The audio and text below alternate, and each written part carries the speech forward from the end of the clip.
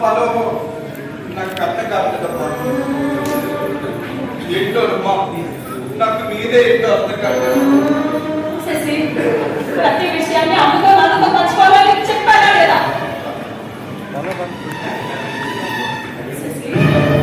ఏంటన్నా నాతో కూడా చెప్పకుండా నేను అక్కడరా ఎందుకు భయపడుతున్నా?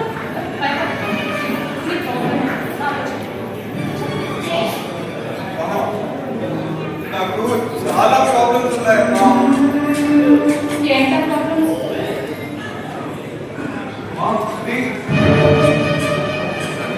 నాన్నకిస్తే కోపడతారమ్మా.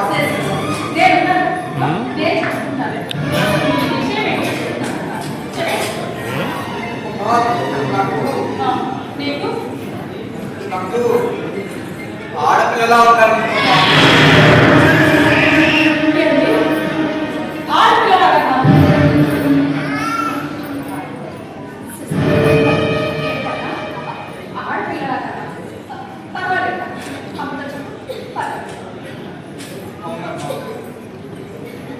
నాకు ఆడపిల్లలాగా బట్టలు వేసుకోవాలని, వాళ్ళలాగే గుర్తు పెట్టుకోవాలని, చేతికి గాజులు వేసుకోవాలని, కళ్ళకి కాటుక పెట్టుకోవాలని, కాళ్ళకి గజ్జలు కట్టుకోవాలని, మెడ వేసుకోవాలని, ఆ మెడలో గుడ్డు కూడా పెట్టుకోవాలని.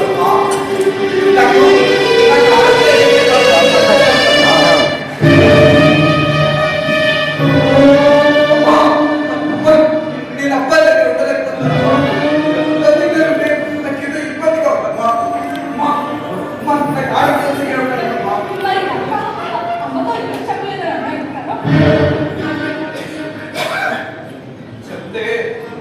నువ్వేమంటావు, ఎక్కడ కోపడతావేమో అని నేను చెప్పలేదమ్మా.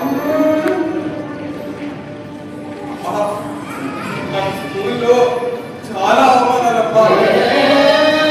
అందరూ నన్ను ఏడిపిస్తున్నారమ్మా.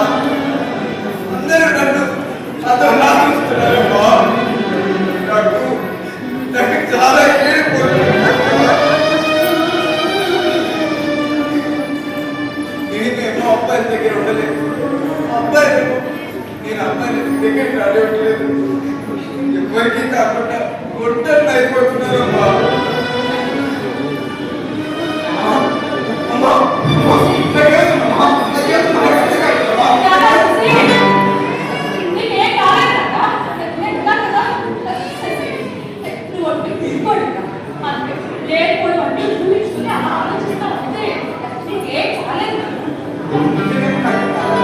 Bye.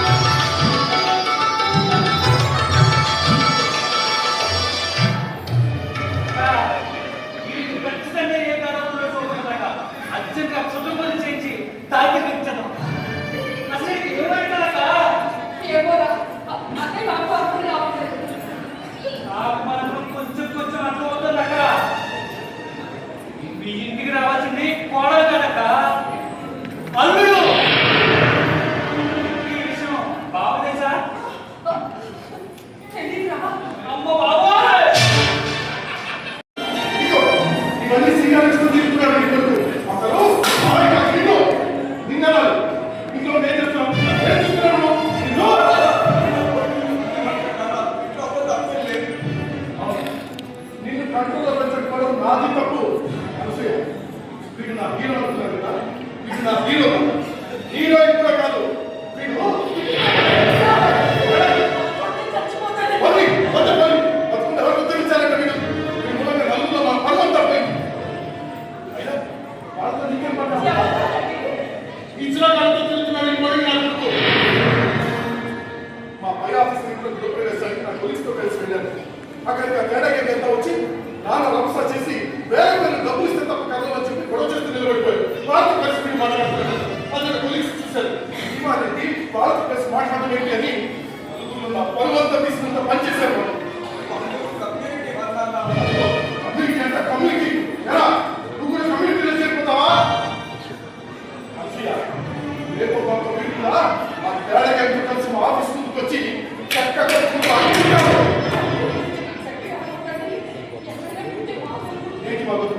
ఏంటి బాబు వీడి చేస్తున్న చుట్టుపక్కల వాళ్ళందరికీ తెలిసిపోయి వీడి చెమ్మా చెక్క కట్టుకుంటే మీ తమ్ముడు ఆలోచించాలని ఏం చేశాడు?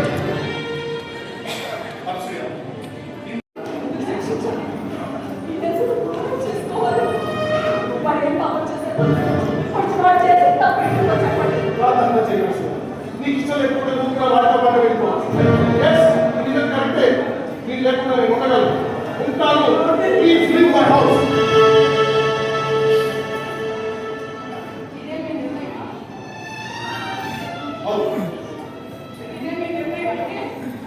వెళ్ళాల్సింది పేట మీరు.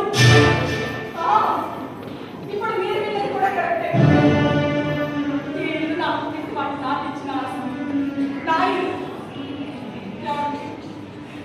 తాళి బద్దలు కట్టి వేరు బద్దలు వీటిలో దర్శనం ఇష్టమైపోతే మీరే వెళ్ళచ్చు.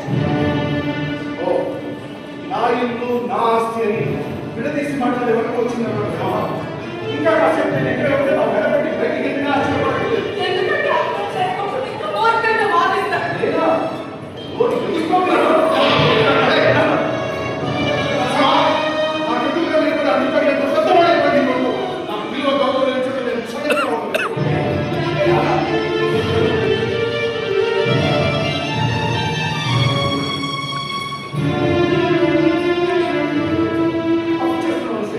వాడి మూలంగా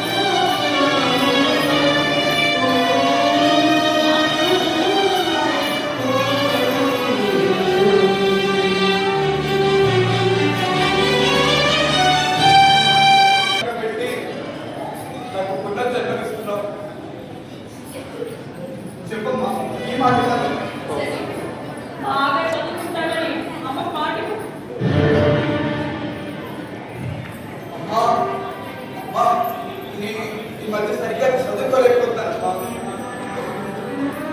నేను చేసే స్నేహితులు, వింతగా చూసే జనాలు, వాళ్ళ చూపులు, వాళ్ళ చేష్టలు, వాళ్ళ మాటలు నన్ను చిత్రవద చేస్తున్నాయమ్మా. అప్పుడప్పుడు ఎక్కడికైనా పారిపోవాలనుంది. ఒక్కొక్కసారైతే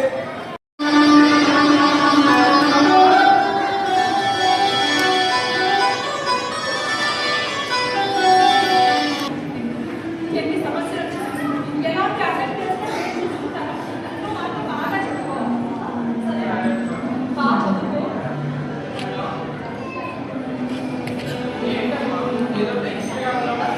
అబ్బే ఏ లేదమ్మా, ఏ లేదు, ఏ లేదు. నువ్వు చదువుకో, చదువుకో. అమ్మా, నీ బాధలు నాకు కనపడలేదు. కష్టం నాకు తెలియకుండా పెంచుకున్నావు. పచ్చళ్ళ వ్యాపారం నలుగురు చేసే పని ఒక్కదాని రాత్రి పగలు చేస్తున్నావు. పోనీ నేను సాయం చేద్దామంటే నేను పడుకున్నప్పుడు చదువుకునేటప్పుడు పనంతా నువ్వే చేస్తున్నావు.